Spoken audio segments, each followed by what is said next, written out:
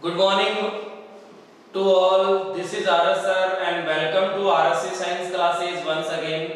एक बार फिर से आप सभी का आपके अपने इस YouTube platform RSC Science classes में स्वागत। मैं हूं RS सर और आप लोगों के लिए एक बार फिर से इस प्रकार का सेशन लेकर आए हैं जो सभी ऑलमोस्ट सभी कॉम्पिटिटिव एग्जाम में कॉमन बिंदु रहते हैं और जिनसे बार-बार एग्जामों में क्वेश्चन बनते रहते हैं, लेकिन कई स्टूडेंट ऐसे होते हैं जिनको ये मालूम ही नहीं होता है कि इनसे एग्जाम में क्वेश्चन बनते भी है क्या। तो ये हमारे ऐसे छोटे-छोटे सेशंस होंगे आप लोगों के लिए जो बहुत ही इंपॉर्टेंट और आईएमपी साबित होंगे। आप लोगों की कंपटीशन की जो तैयारी है उसको एक नया आयाम देंगे। तो इन छोटे-छोटे सेशंस को आप देखते रहें, जुड़े रहें हमारे चैनल के साथ। और जो भी नए विजिटर है जिन्होंने अभी फर्स्ट टाइम ही विजिट किया हमारे चैनल पर, उनसे हमारा रिक्वेस्ट अनुरोध रहेगा कि आप सब्सक्राइब करें चैनल को, बेल आइकन प्रेस जरूर करें ताकि इन फ्यूचर हम कंपटीशन से संबंधित इस प्रकार के इंटरेस्टिंग सेशन लेकर आए उनका नोटिफिकेशन आप लोगों को सबसे पहले प्राप्त हो। लाइक करना ना भूलें और शेयर करना ना भूलें। तो डोंट वेस्ट टाइम, बिना समय को बर्बाद किए हम इस सेशन की शुरुआत करते हैं जो बहुत ही छोटा है, बहुत ही इंटरेस्टिंग है और बहुत आईएमपी है। सबसे बड़ी बात तो यह रहने वाली है। जी हां दोस्तों, जैसा कि आप लोग बोर्ड पर देख पा रहे हैं, फर्स्ट वर्ड आप लोग पढ़ पा रहे हैं अमलराज। अमलराज ऐसा बिंदु है जिससे प्रवेश कंपटीशन एग्जामों में काफी दफे एग्जाम में क्वेश्चन आया हुआ है।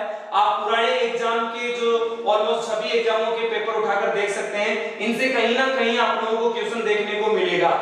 नेक्स्ट आप लोग पढ़ पा रहे हैं अमलगम। अमलगम भी बहुत इंपॉर्टेंट है, आईएमपी है, इनसे काफी दफे एग्जाम में क्वेश्चन बनी हुई है। नेक्स्ट अमल वर्षा यानी कि acid rain. Acid rain, amalgam और अमलराज, इनके बारे में आज ये सेशन रहने वाला है जो बहुत ही इंपॉर्टेंट और आईएमपी है। क्या आप जानते हैं क्या होता है अमलराज, अमलगम और अमलवर्षा? यदि नहीं जानते हैं तो जुड़े रहें अंत तक हमारे साथ। इस सेशन में बहुत इंपॉर्टेंट रहने वाला है। ये सेशन एक पक्का क्वेश्चन आप लोगों को तैयार करवाएगा। तो देखें, सबसे पहले हम स्टार्ट करते हैं अमलराज। यानी सबसे पहले तो हम कोई भी बिंदु पढ़ रहे हैं तो उसका सबसे पहला क्वेश्चन यही होता है कि व्हाट इज, यानी कि वो चीज है क्या जो हम पढ़ रहे हैं। अमलराज होता क्या है? तो अमलराज देखो, दो मिश्रण है जिनका विलयन है। दो धातु, जो दो तत्व है, जो धातुएं होती है उनका विलयन होता है, उसको हम अमलराज कहते हैं। शॉर्ट स्वीट स्मार्ट तरीके से आप लोग ये बोल सकते हैं कि HCl plus HNO3 plus HNO3। यानी HCl के कितने भाग होते हैं? तो HCl के 3 भाग होते हैं। और HNO3 के कितने अणु होते हैं? तो HNO3 का 1 अणु होता है। बताइए इनका क्या अनुपात हो गया? 3:1 हो गया।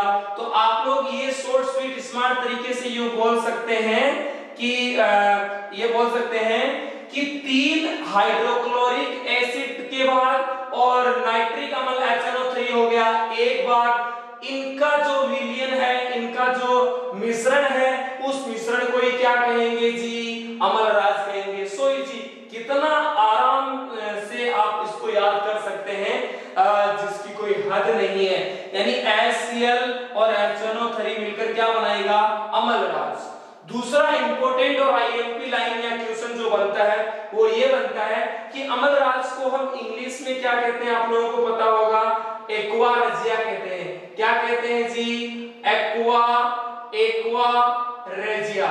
यानी ये इसका मैंने हिंदी फॉन्ट में करके लिखा है, ये इसका इंग्लिश नाम है, इसलिए इसको इसका अन्य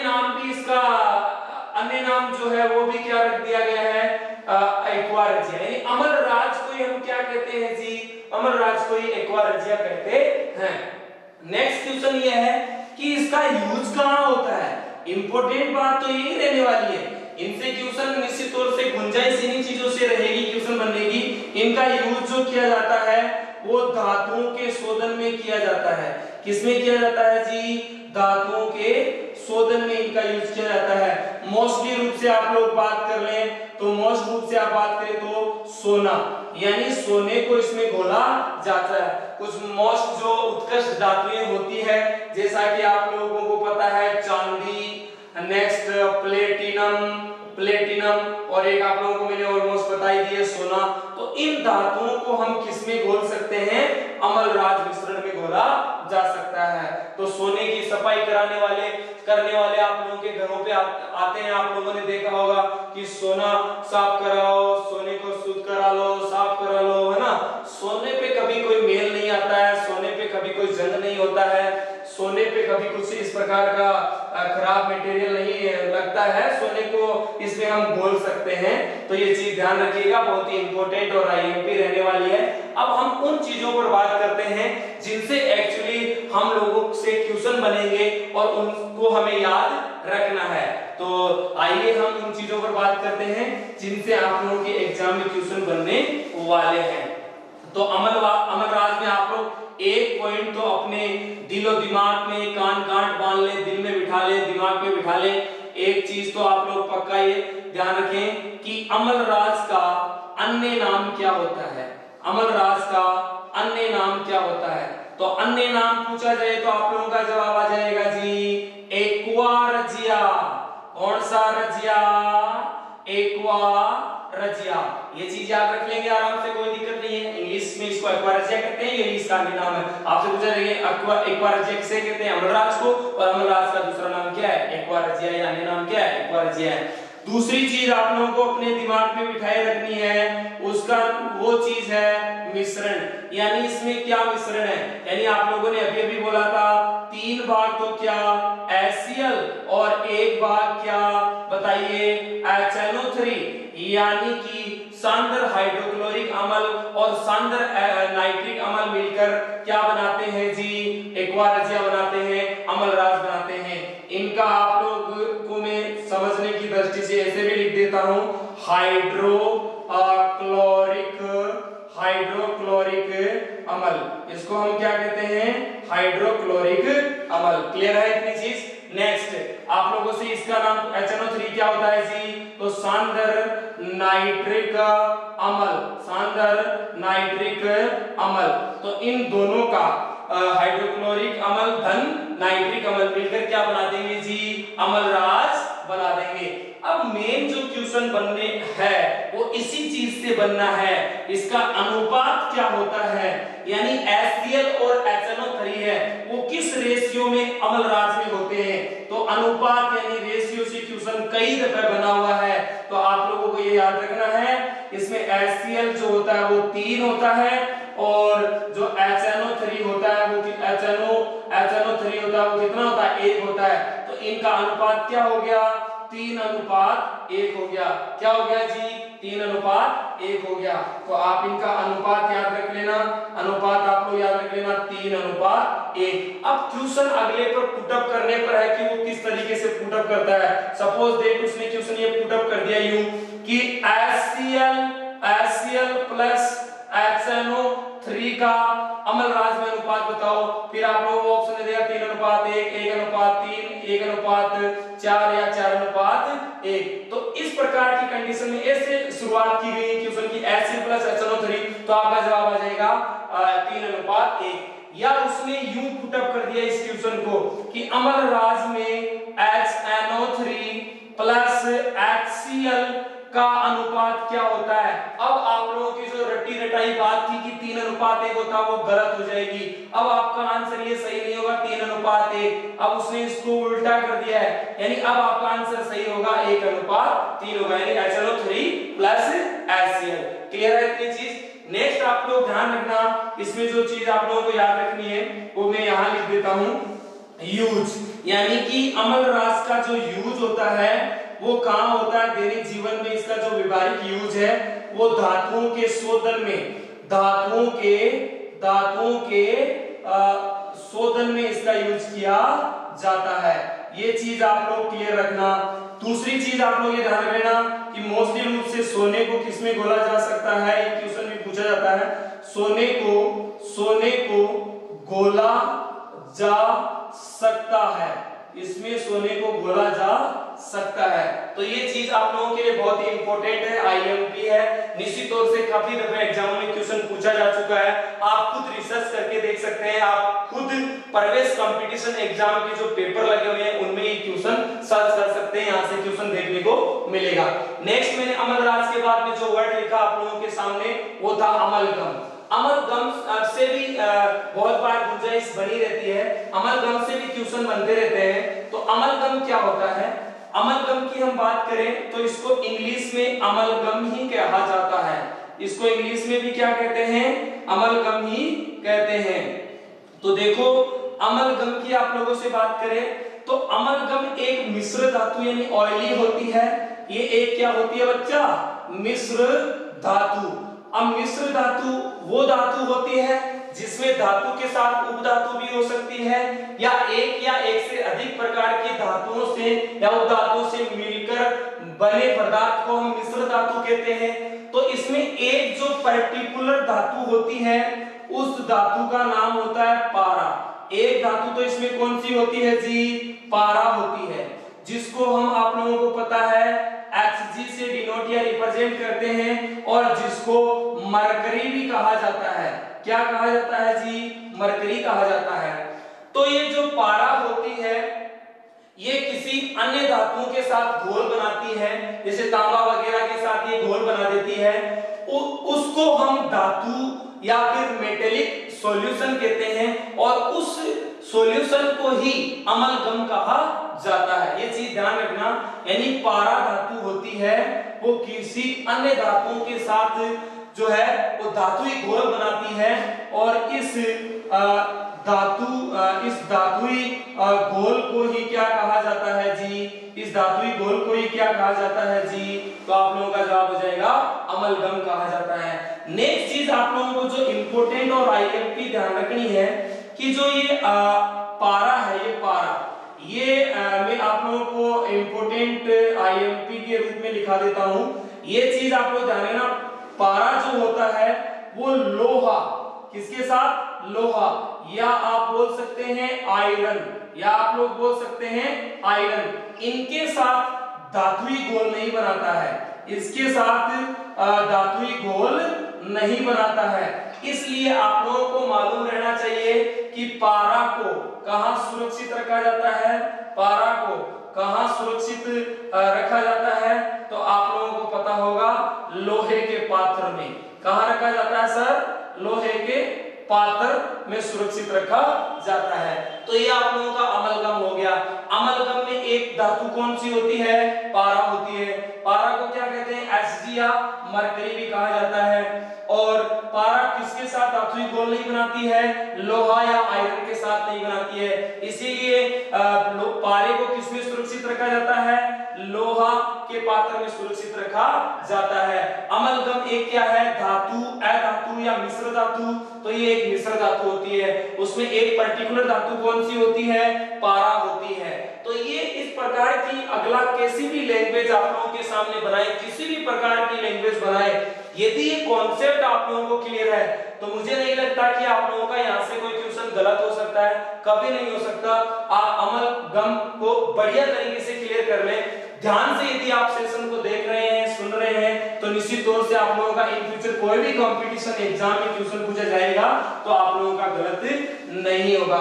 ये छोटे छोटे सेशन हैं जो आप लोगों के लिए बहुत ही इंपॉर्टेंट और आईएमपी रहने वाले हैं। ठीक है, नेक्स्ट की हम बात करते हैं। नेक्स्ट है वो भी बहुत बार एग्जाम में पूछा गया बिंदु है, जिसका नाम है अमल वर्षा। क्या है जी? अमल वर्षा। सुन पा रहे हैं आप सब? अमल वर्षा। अमल वर्षा की हम बात करें तो इसको इंग्लिश में आप सब जानते होंगे एसिड रेन कहते हैं। एसिड रेन कहा जाता है। अमल वर्षा को क्या कहते हैं जी? एसिड रेन कहते हैं। और एसिड रेन से क्वेश्चन आप लोगों को पता होगा काफी दफे एग्जाम में बने हुए हैं, और आने वाले एग्जाम में भी गुंजाइश बनी रहेगी। ऑलमोस्ट सभी कॉम्पिटिटिव एग्जाम का कॉमन बिंदु है। तो अमल वर्षा जो है वो अम्लीय होती है प्राकृतिक रूप से ही, इसीलिए इसका अमल वर्षा भाई ये प्राकृतिक से ही अम्लीय है। इसकी प्रकृति कैसी होती है जी? तो आप लोगों का जवाब आ जाएगा अम्लीय। यानी ये जो होती है प्राकृतिक रूप से ये अम्लीय होती है। ऐसा हमारे यहाँ किन गैसों के कारण होता है, कौन सी गैसें इसके लिए उत्तरदायी होती है? तो मेन इंपॉर्टेंट चीज ये भी है, यानी उत्तरदायी गैसें। तो उत्तरदायी गैसों में आप लोगों को ध्यान रखना NO2 plus SO2, NO2 plus SO2। हम NO2 की आप लोगों से बात करें तो NO2 को कहा जाता है नाइट्रोजन डाइऑक्साइड, नाइट्रोजन डाइऑक्साइड। यानी नाइट्रोजन डाइऑक्साइड होता है वो उत्तरदायी होती है अम्ल वर्षा के लिए, और S से हो जाएगा सल्फर डाइऑक्साइड, सल्फर डाइऑक्साइड। ये दोनों ही गैसें जो होती है सल्फर डाइऑक्साइड,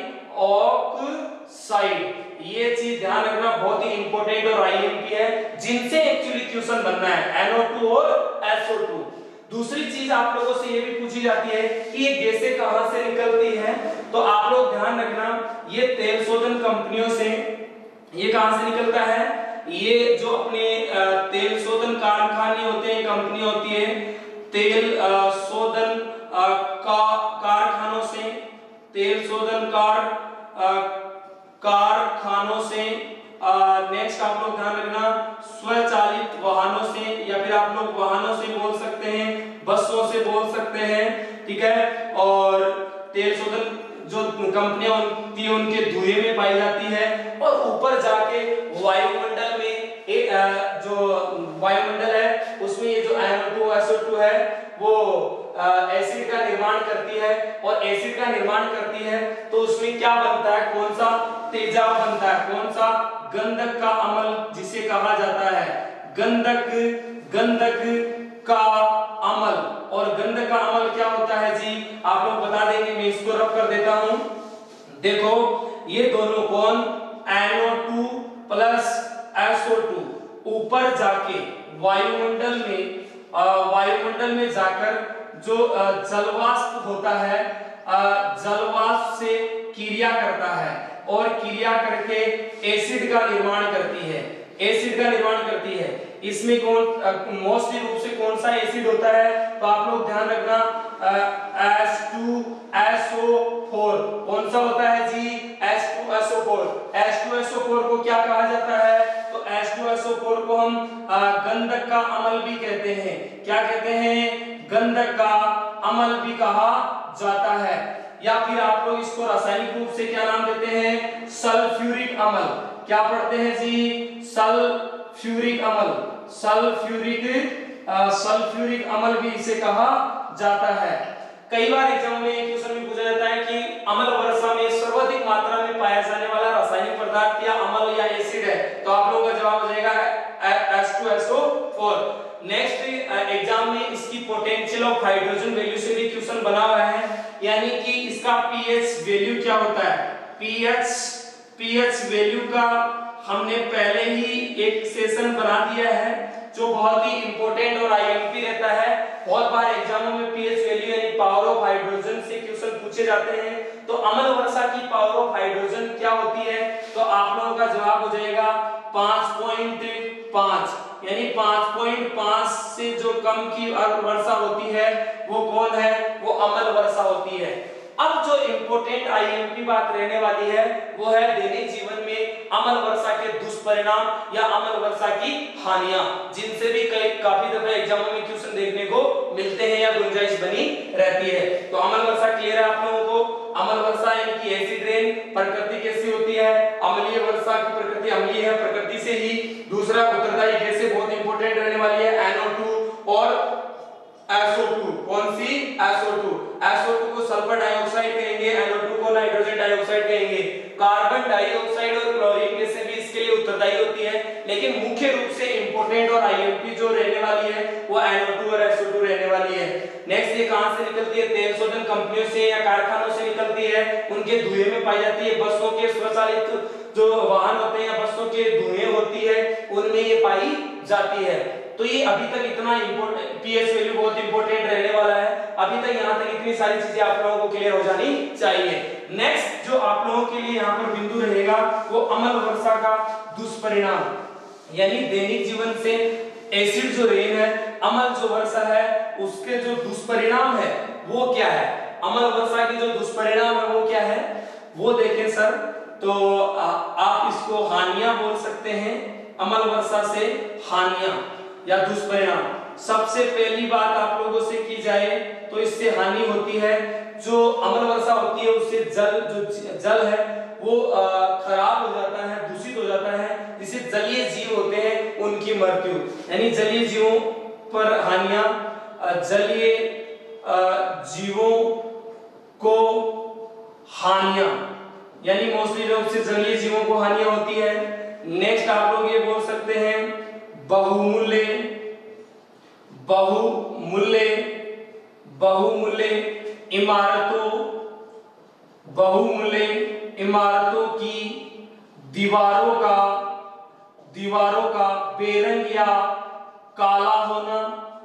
जैसे कि एग्जांपल के लिए आप लोग बोल सकते हैं आगरा, आगरा, आगरा में ताजमहल, ताजमहल का दिन बाय दिन यानी डे पर हर दिन वो बेरंग होता जा रहा है, का पीला पड़ना, का पीला पड़ना यानी बेरंग होना, ये भी इसके लिए भी एसिड रेन ही उत्तरदायी है या यही जिम्मेदार है।